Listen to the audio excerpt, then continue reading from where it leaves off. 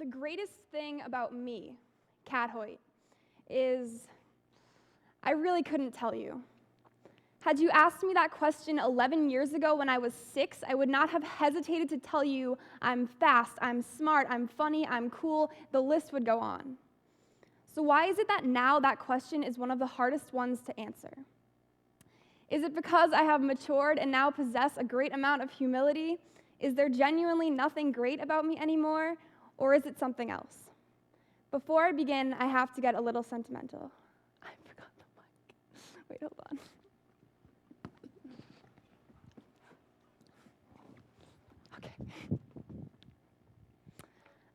Yesterday was my last day of high school. This means that I have officially endured kindergarten all the way through senior year, and because of my experience in the last 13 years of my life, I am confident in presenting my theory that the self-esteem of an individual decreases significantly as an individual ages from the ages 5 to 18. However, I'm sure my word and this super convincing graph I have created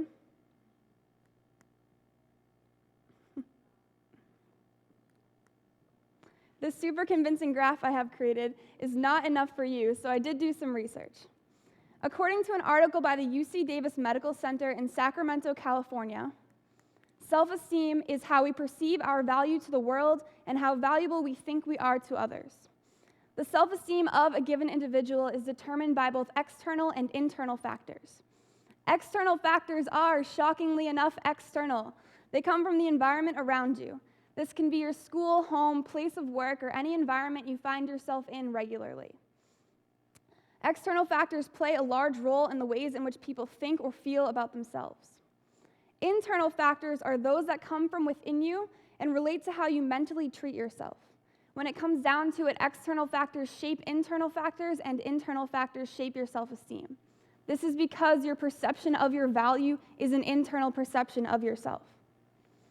In 2001, Samuel D. Gosling from the University of Texas completed an internet study where he compared the self-esteem of the randomest number, 326,641 individuals of varying genders and from ages 9 to 90 to show the patterns in which self-esteem fluctuates as we age. He found that self-esteem levels were high during childhood, dropped during adolescence, rose gradually through adulthood, and declined sharply in old age. To perform this study, Gosling created a questionnaire and sent it out into the internet. The questions on his questionnaire were designed to calculate the self-esteem of individuals. He never released his questions, but I'm sure you can imagine what they were like. People were able to access his questionnaire through a Google search if they were looking for it specifically, or by stumbling upon it through other websites. As you all know, the internet works. The fact that it was virtually available to anyone explains the randomness of his 326,641 subjects in his social experiment. Unfortunately, Gosling's research contained a larger subject area than I was interested in and was missing the lower portion, so I decided to complete a social experiment of my own. I created a video. I got the awesome opportunity to return to my former elementary and middle schools, as well as my former, high school, and pull students ages 5 through 18 one by one out of their classrooms to participate in the video.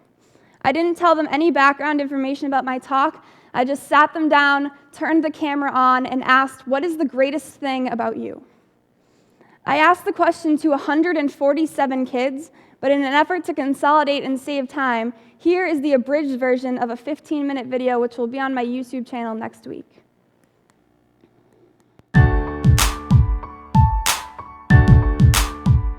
Do you know what? I actually am really fast. I'm smart. That I am nice. I'm kind. I'm good at being a big brother. I think the greatest thing about me is that I am good at playing football with my dad.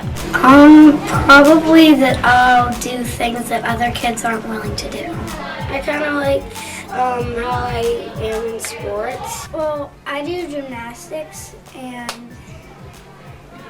every time I go to a meet, I always have confidence that I'm gonna do well. It's even if I get a low score, I say in my head, I did the best I could.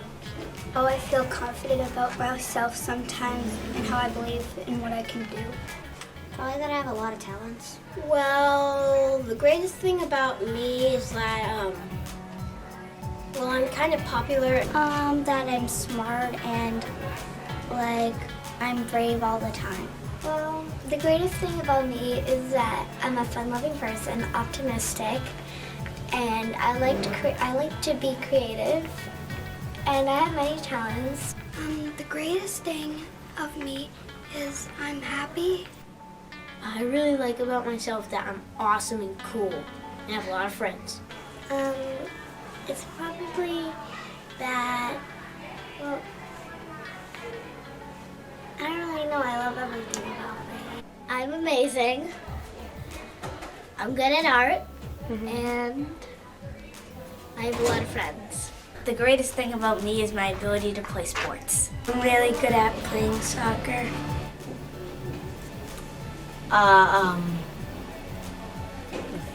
Like being who I am, and well, being a nice friend to other people and just helping other people. I think the greatest thing about me is that I'm creative. Maybe because I'm really nice to people, and since I'm nice to people, they be nice back to me. So I think being really nice is the best thing about me. I'm not really sure. I just think that it's good to be me. I'm weird. The greatest thing about me is that I'm nice. Probably that I'm willing to do anything. I like being tall.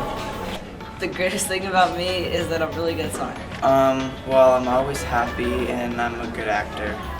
My personality. I'm unique because I have different colored eyes. My sports abilities. That I play baseball. I'm sick at football. The greatest thing about me is probably I'm hardworking. Well, I'm good at everything, so. Everything. I don't know, I guess like I'm easygoing. I'm different. I'm really funny. I'm nice to my friends. I'd have to say maybe how funny I am. My eyebrows. The greatest thing about me is my personality and like my comedy. I think I'm pretty funny, you know, and I don't know, just my charm. About myself, I don't know. I have to think about it. I'm funny. There you go. My eyes. The thing is that I interact with a lot of people, and they, I don't know. I really don't know. I couldn't, there's so much stuff about me you can't pinpoint it. Probably my athletic career.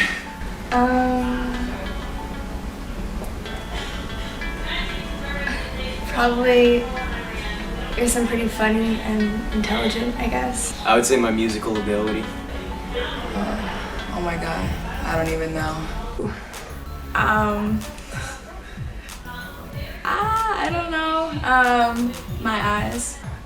The greatest thing about me, I feel like I'm pretty outgoing, so good at making friends, I guess. There's so much to choose from. The greatest thing about me, probably just my humor. About myself? Honestly, I'd just say my personality. The greatest thing about me? Let's see. If I answer this question, I'm gonna be really full of myself. It's okay. Let's see. The greatest thing about me is that I'm kind of funny and I know lots of useless things, just like an encyclopedia. I don't know. I try to make other people happy.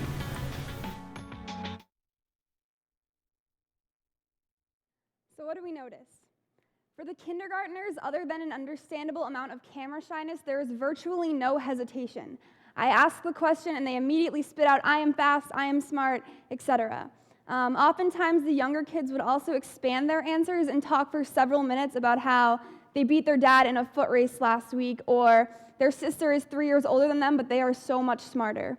Around 5th grade is where you start to get the, I think I'm this, maybe I'm this, I guess I'm this a lot.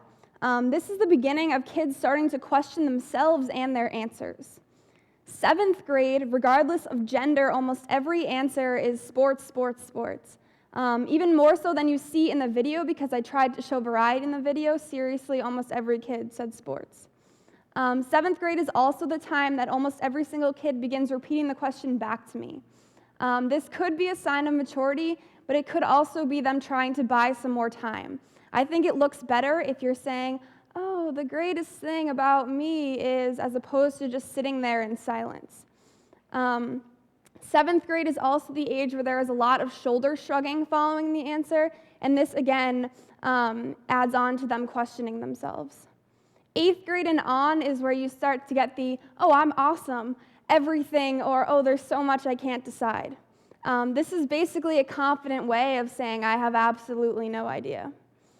8th grade is also where you start to get I play sport, not I'm good at a sport.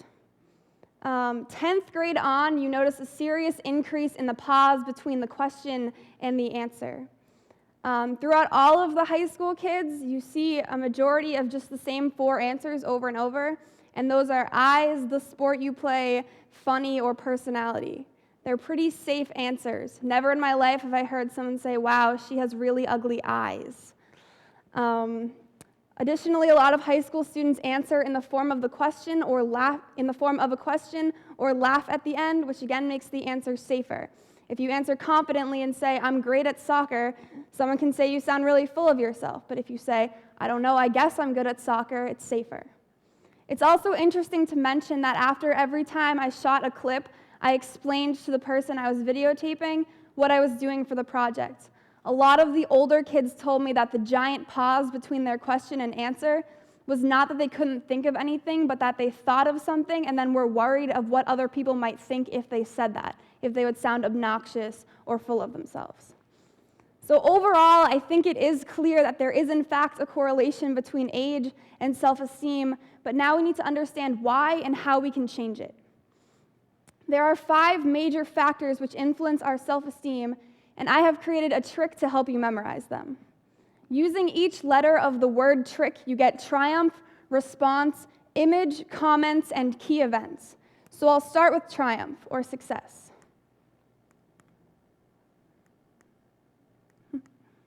Okay. Basically, your achievements and your failures in your life affect the way you feel about yourself as a person. So as examples, you get an A+ on the term paper you banged out in 1 hour. You get hired on the spot in a job interview. You come in first place in the state championship track meet. Or you get cut from the sports team, you get fired from your job, you bomb your calculus final. All of these things shape the way you feel about yourself. The second is the R, which is response to challenges. The way that you respond to the major events and challenges you experience in your life is also a factor in shaping your self-esteem. In my opinion, there are significantly more challenges in adolescence and young adulthood than children and stable adults have to experience. And the way that you react to these major events, like getting cut from the team, whether you decide to work really hard and become so great that they can't cut you next year, or you quit the sport altogether and talk bad about the coach, in the long term affects the way you feel about yourself. The I in trick is image, or the way that others see you, how you want to be seen by others, and how you, keyword, think others see you, influences the way that you see and think about yourself. I think the big one here is how you want to be seen by others. You shouldn't be the kind of person who is obsessed with what other people might think about the way that you shaped your eyebrow, the length of your skirt, how toned your bicep is. Make your bicep as toned as you want it to be, because your opinion is the only one that matters. The C in trick is comments from others, or feedback. Feedback is what others tell you about yourself. This can be anything from the way they look at you or how they treat you as a person. Middle school is the time period that kids start talking about one another. When I was in the middle school shooting my video, I had the camera on one boy and I asked him the question and he said, "The greatest thing about myself is my personality." Then another student who just happened to be walking in the hallway turned to him and said, "Really, your personality?" Like, middle school kids are mean. And those comments, or just like the judgmental looks, you all know what I'm talking about, those seriously impact your self-esteem. The K in TRIC is key events. Major life events can refer to either good things or bad things. It's basically just the big stuff that happens in your life. So examples: getting into college, graduation, getting an apartment, marriage, having children, divorce, relative deaths, debt, major car accidents, etc. These, and again, your reactions to these events are major factors in your self-esteem. So what's the overarching message here? Everyone, not just the people who fall into the spectrum of the experiment, everyone needs to practice good self-esteem. And I totally get it. It is hard, but I have some tips. Successes and failures are a part of life. You need to be ready for them. Your mindset is so important in every situation. Don't let your successes go to your head, and don't let your failures go to your heart. Try really hard to think at least one positive thought about your image every day. Look in the mirror on the way out the door to work and say, "Wow, this tie looks really good on me," or "I'm having a great hair day." Do the same for other people. We know how much bad comments influence us. Good comments influence us pretty intensely too. Even when someone says something small to me like, "Hey, I like your shoes," it makes me happier for my entire day. And finally, believe in yourself. You are all great people and you are capable of great things, and you need to not only act like it, but think like it. So what's the greatest thing about me, Kat Hoyt? I am 17 years old, and I am even faster, smarter, funnier, and cooler than I was 11 years ago when I was 6. Thank you.